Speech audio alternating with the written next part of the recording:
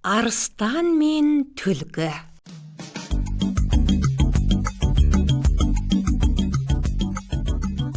Бір күні түлкі келе жатып, бір жемтік көріпті.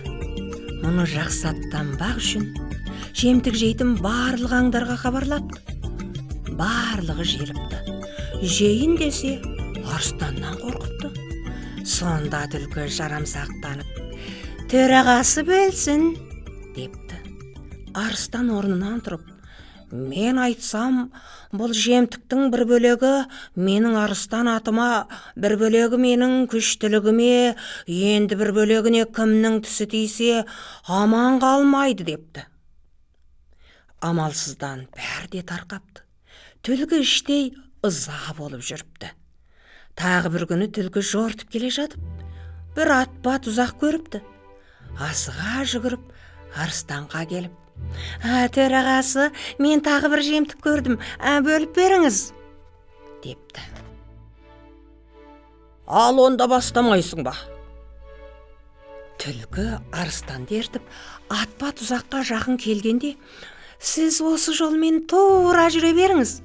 Мен мына жақты шолып өтейін, жемтік табылар ма екен? Деп жолдан тайсап тұрыпты.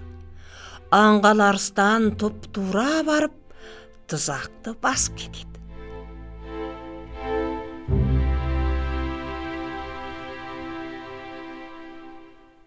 Ағаш басында салақтап тұрғанын бірақ көреді.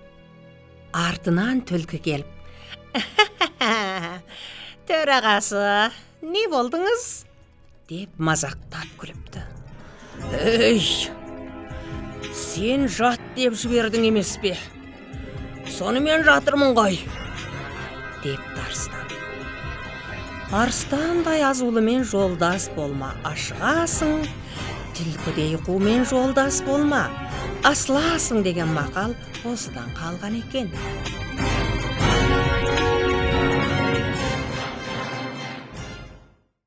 Енді балалар ертегілердегі кейбір сендер түсінбей қалама дейтін сөздерге түсінік жасаймыз. Арыстан мен түлкідегі жемтік деген сөз өлген малдың не жануардың еті.